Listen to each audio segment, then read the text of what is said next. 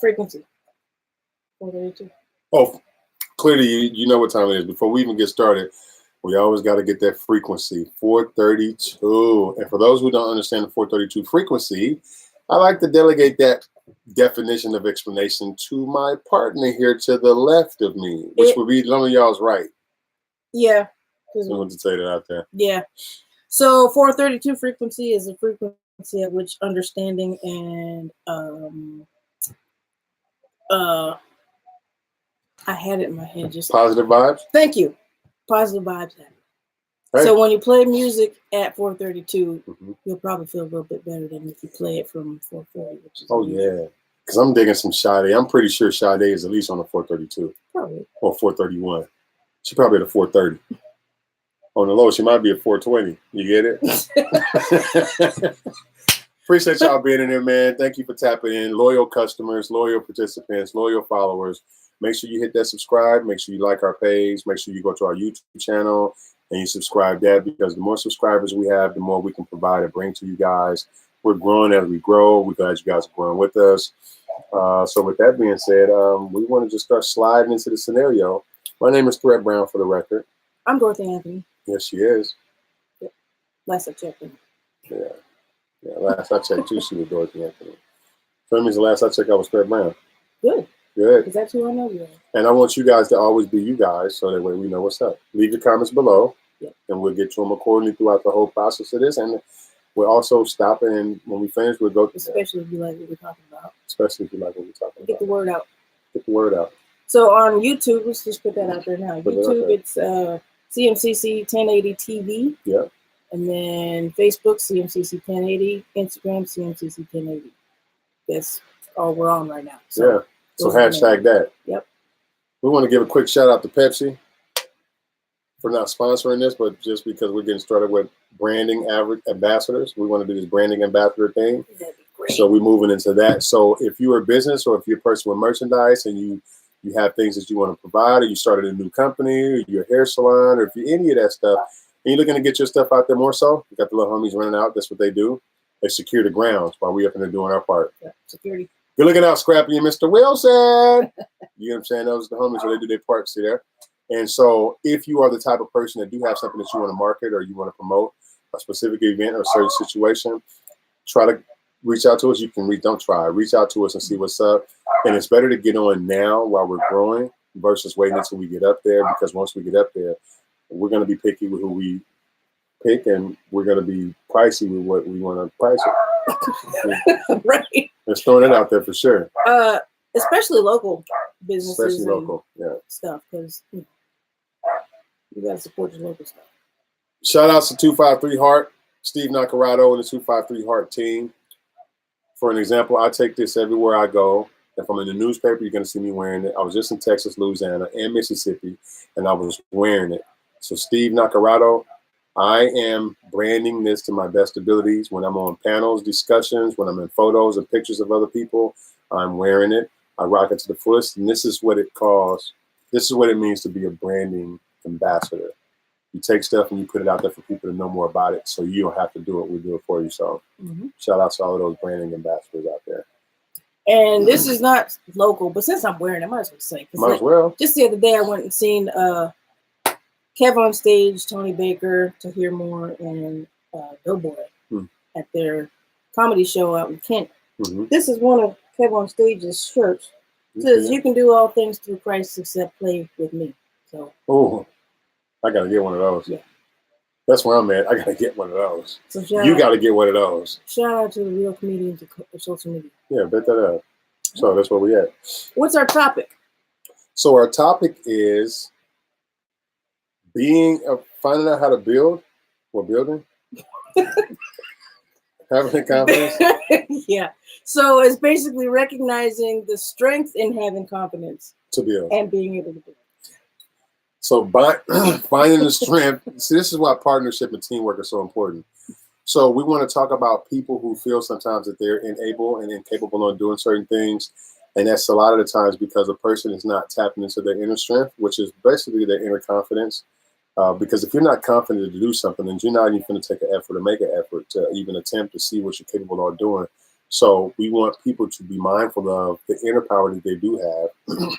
It's almost similar to the silverback gorilla, but we're more so focusing on tapping into your strengths so that way you know that you got what it takes to be the successful person. A lot of people go for financial stability. Some people go for financial whatever, but freedom. I like freedom. Yeah. Yep. And that's what we really want to focus on. Financial freedom over everything.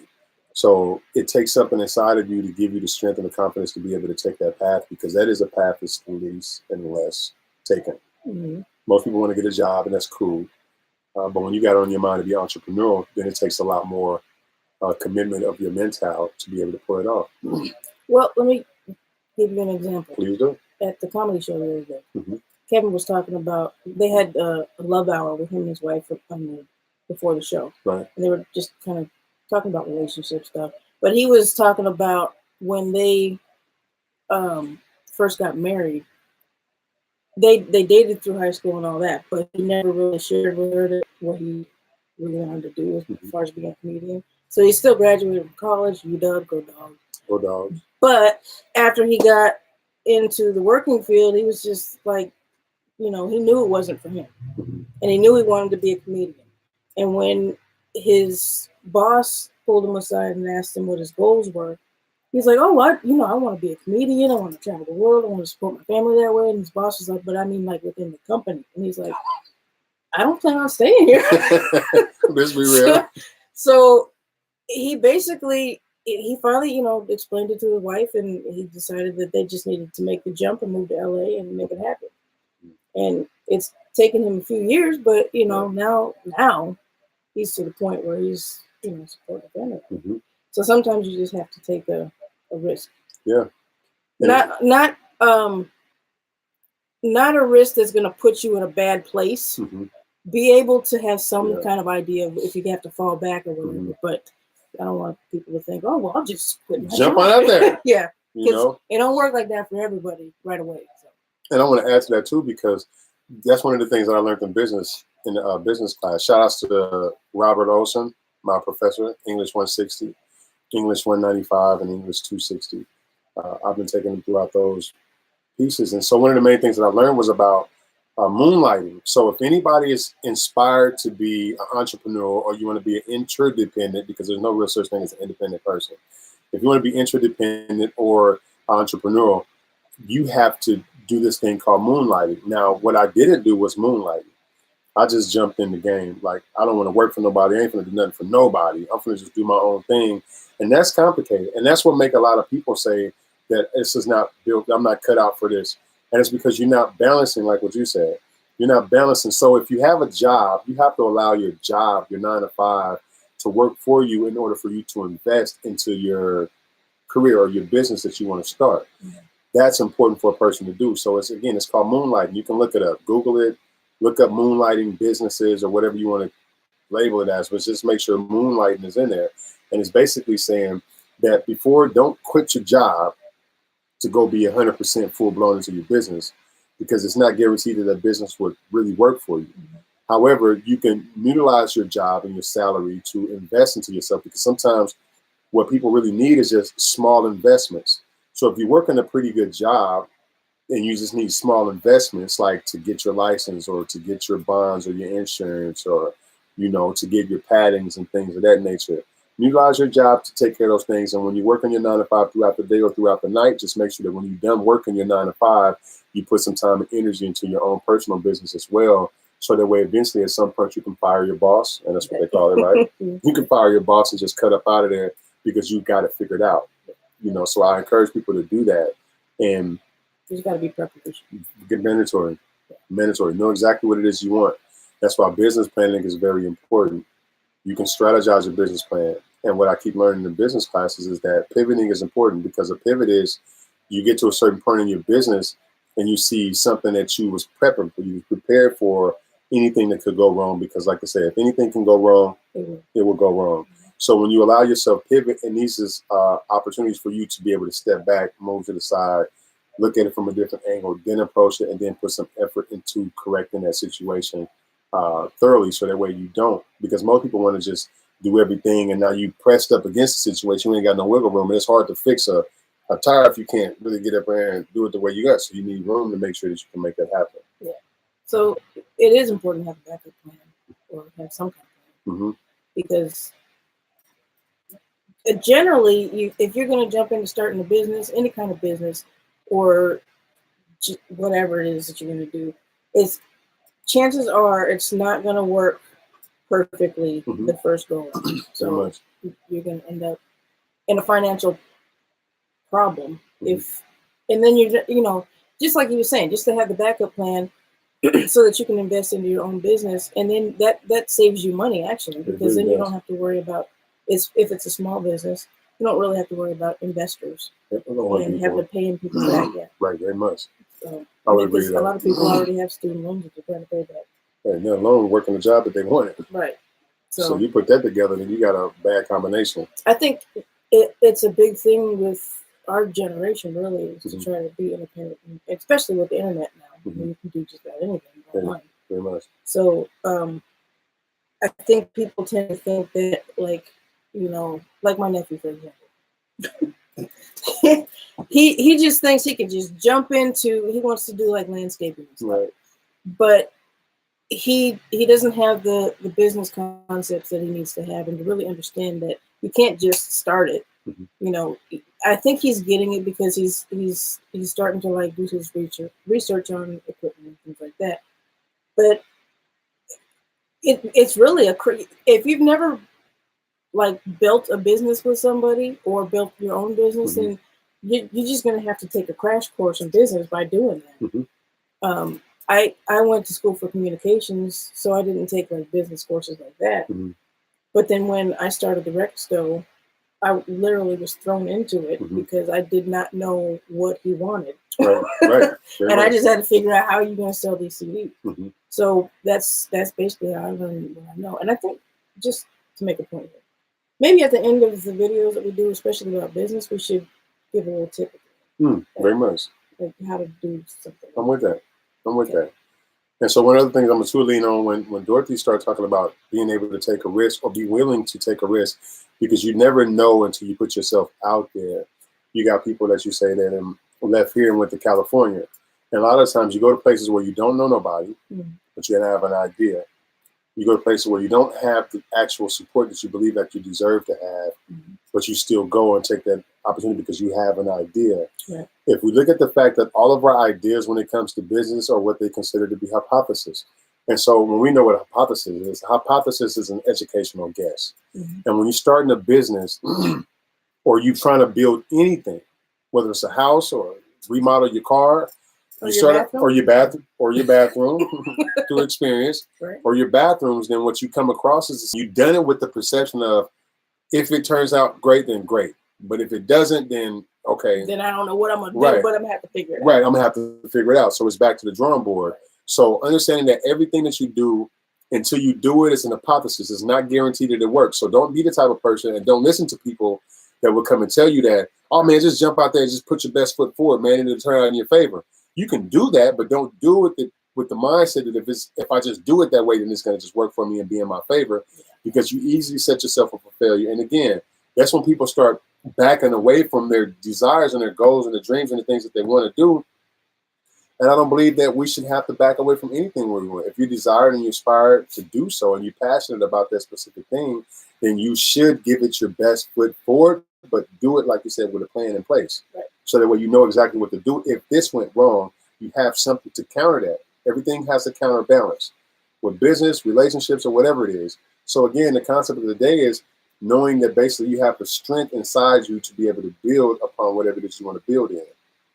Like relationships, if it's a relationship, then if your relationship is falling apart, then you got to dig within yourself. They got to dig within themselves. And you guys got to come up with a feasible plan that suits both parties in order for it to become an opportunity in the end result for both people.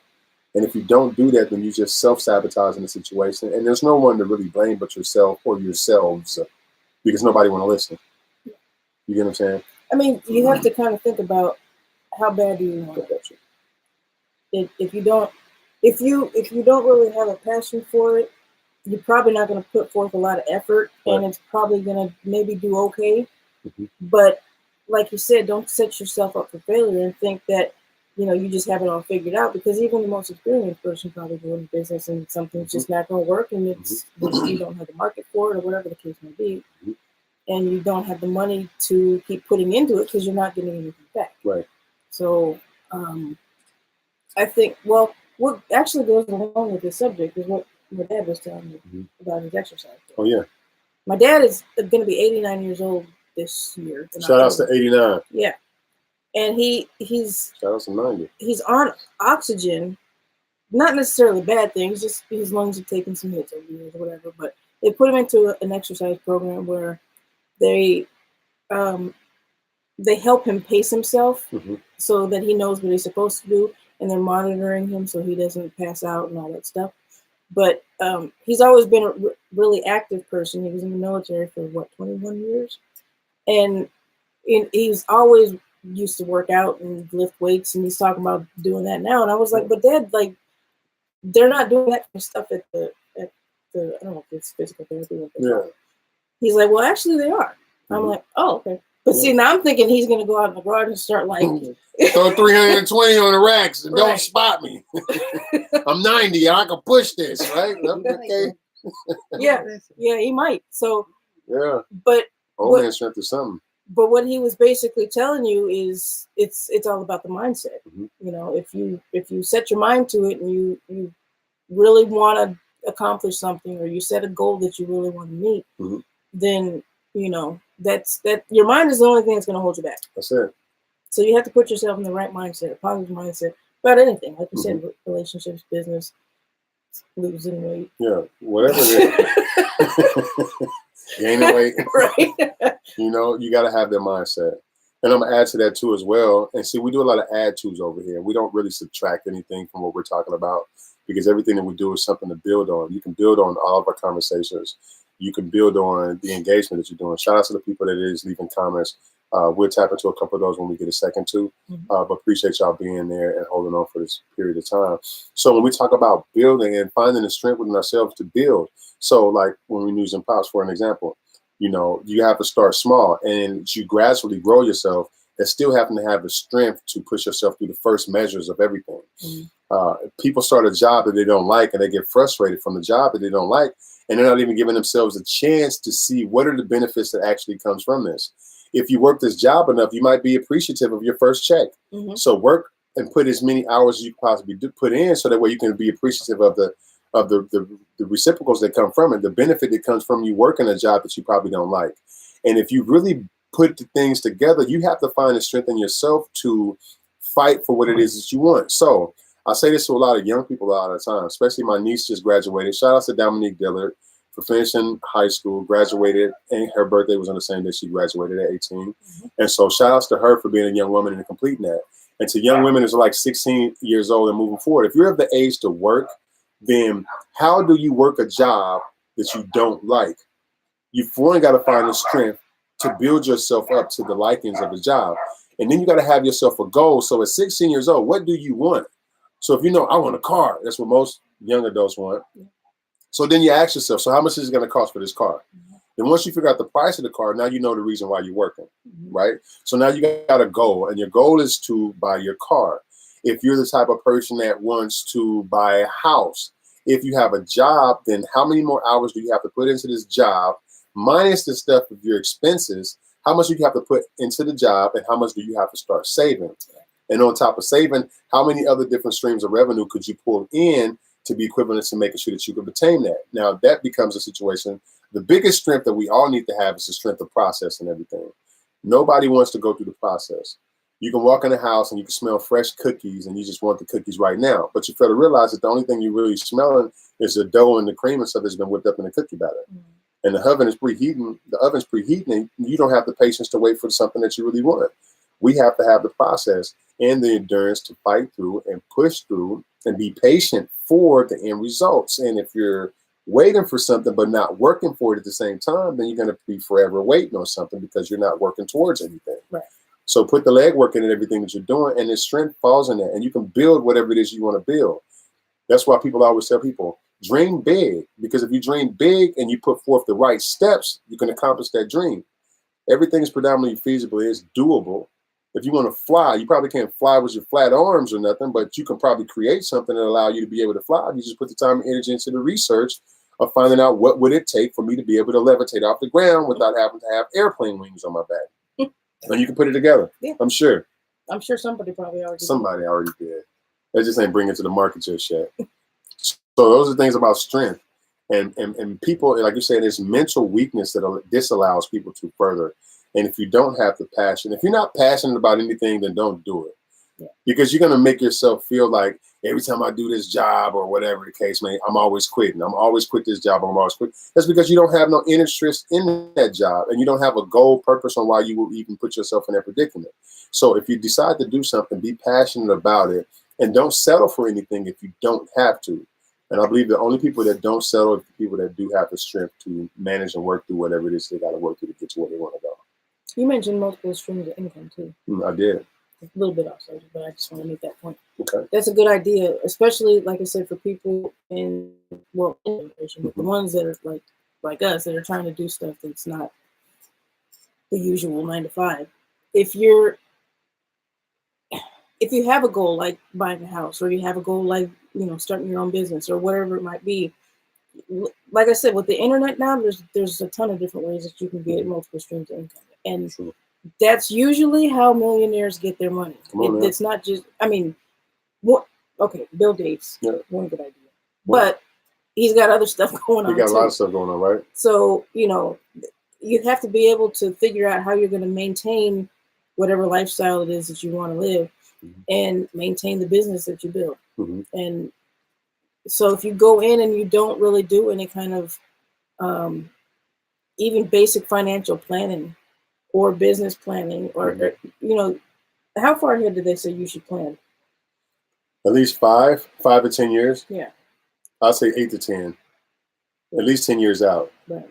To be serious about what it is you really want to do. And make sure that when you're thinking about that stuff, that you consider the failure that it might be. Always, yeah. So if you have something that you can fall back on to save the business, then cool.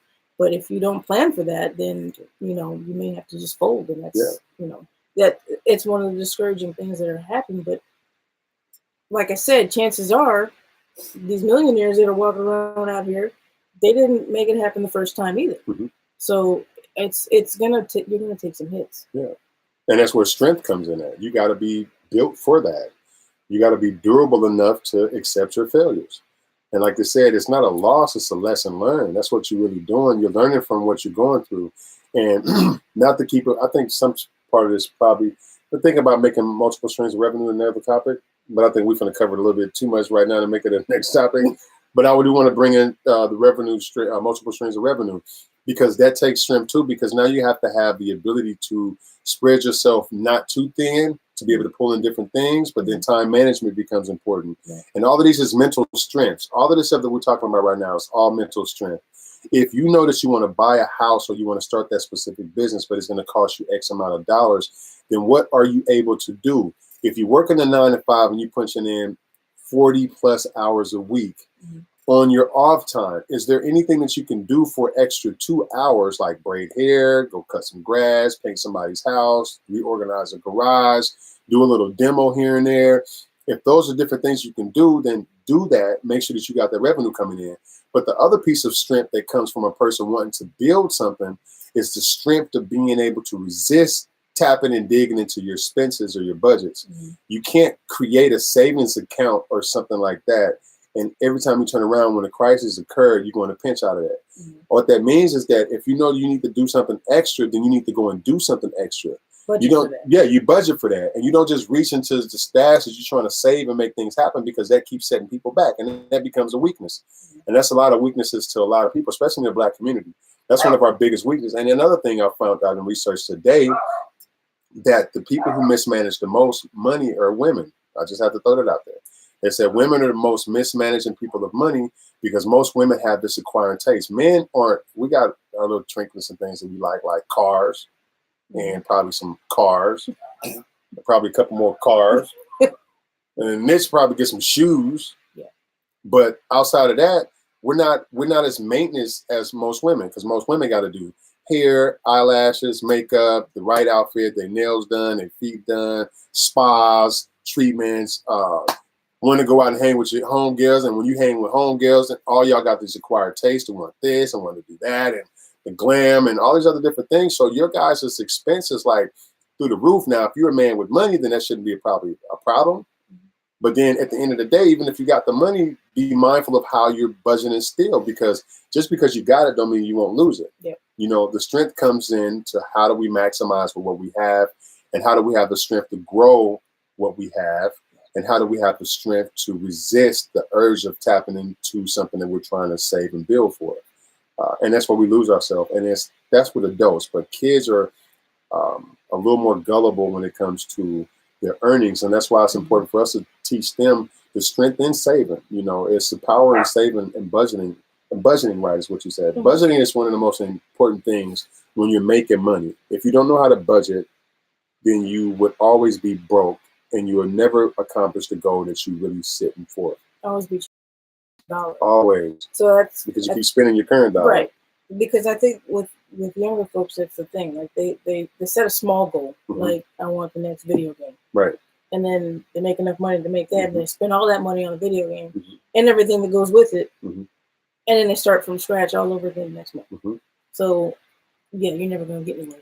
Yeah, now picture yourself being an adult doing that. Right. And that's what a lot of adults do. They got childish habits.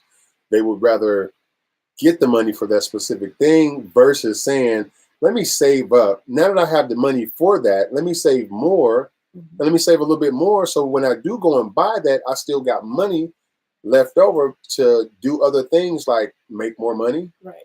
Make a proper investment. Mm-hmm. And then we'd be surprised of what does an investment look like. A person, we look at the fact that sometimes people think that an investment is something big, like $10,000, $25,000 investments in order for you to really make a profit.